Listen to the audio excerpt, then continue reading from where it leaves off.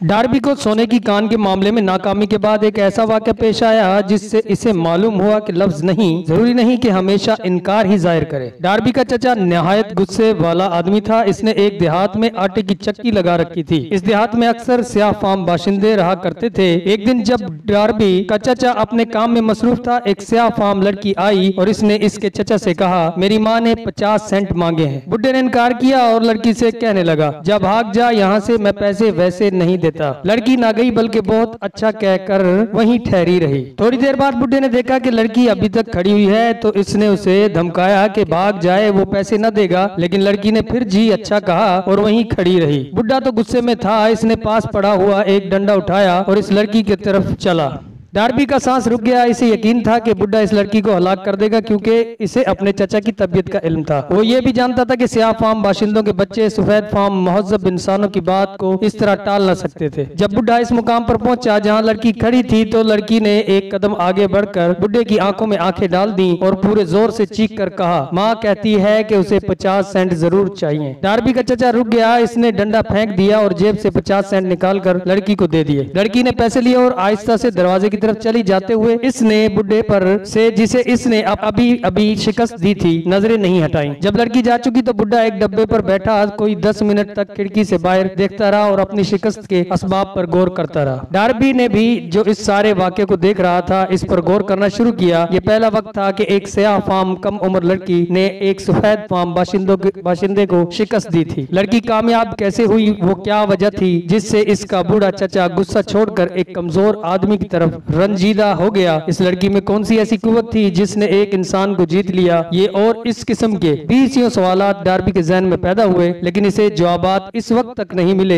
जब तक कि इसने एक मुद्दत बाद इस वाक़े का जिक्र इस किताब के मुसन्निफ से न किया। ये एक अजीब बात है कि ये वाक़या मुसन्निफ से इसी मुकाम पर बयान किया गया जहाँ ये वाक़या हुआ था। और ये भी एक अजीब बात है कि 25 साल से मुसन्निफ इसी कुव्वत की तहकीकात में लगा हुआ था जिसने एक नादान जाहिल स्याह फार्म लड़की को एक समझदार इंसान पर फतह दिलाई। हम इस पुरानी चक्की के पास खड़े थे। डार्बी ने इस गैर मामूली वाक़े की तफसीलात बयान की और मुसन्निफ किताब से पूछने लगा, आप इससे क्या नतीजा निकालते हैं? इस लड़की ने कौन सी ऐसी कुव्वत इस्तेमाल की जिससे मेरे चचा शिकस्त खा गए? इसका जवाब इस किताब के बकिया औराक में दिया गया है। जवाब मुकम्मल और जामे है। न सिर्फ जवाब ही दिया गया है बल्कि इसके पोशीदा असूल और इस पर कारबंद होने के अमली तरीके भी बतलाए गए हैं जिस पर एक नादान लड़की नादानिस्ता अमल करके कामयाब हुई। अगर हम ठंडे दिल से गौर करें तो ये जानना दुश्वार नहीं कि वो कौन सी पोशीदा कुव्वत थी जिसने लड़की की कामयाबी में मदद की। आइंदा बाब में आपको इस बारे में मजीद मालूमात हम पहुंचाई जाएंगी। इलावाजी किताब के किसी और हिस्से में आपको एक और ख्याल मिलेगा जिससे आप इस कुव्वत को अपने मुफाद के लिए बआसानी और बेहतर तरीके से इस्तेमाल के काबिल हो जाएंगे। इस कुव्वत के मुतालिक जो आपकी मालूमात में इजाफा होता जाएगा आप ये महसूस करेंगे कि पिछले दिनों में आपने जो कुछ खोया है वो अब आप फिर से हासिल कर सकते हैं। जब मुसन्निफ ने डार्बी को इस कुव्वत की अहमियत समझाई जिसका नादानिस्ता इस्तेमाल करके वो स्याह फार्म लड़की इसके चचा पर फतहयाब हुई थी तो डार्बी ने अपने पिछले 30 साल तजुर्बात को याद किया और बिला पस व पेश इसने कहा कि जिंदगी के बीमा की पॉलिसियां फरोख्त करते हुए वो भी इस कुव्वत को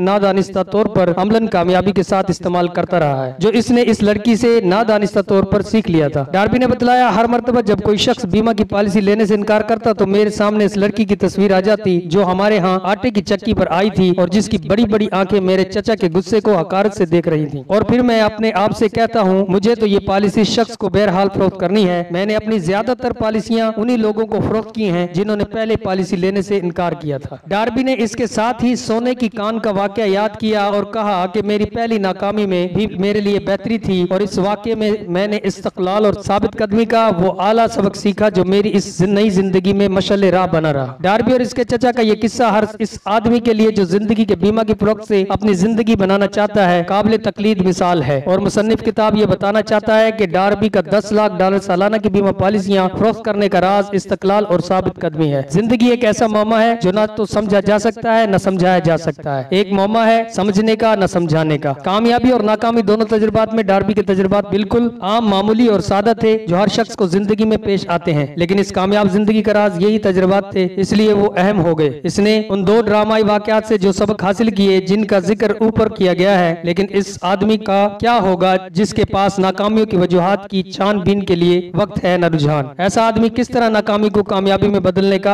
आर्ट सीख सकता है। जब तक हम अपनी नाकामियों की वजूहात पर गौर न करें और आइंदा उनको दोहराने से एतराज करने का तैयार न कर ले, नाकामी नाकामी ही रहती है, वो कामयाबी का जीना नहीं बन सकती। दोस्तों, अगर हमारी वीडियो आपको पसंद आई हो तो लाइक और शेयर करना ना भूलिएगा और बेल आइकन को दबा दें ताकि आइंदा आने वाली वीडियो आप तक पहुंच सके।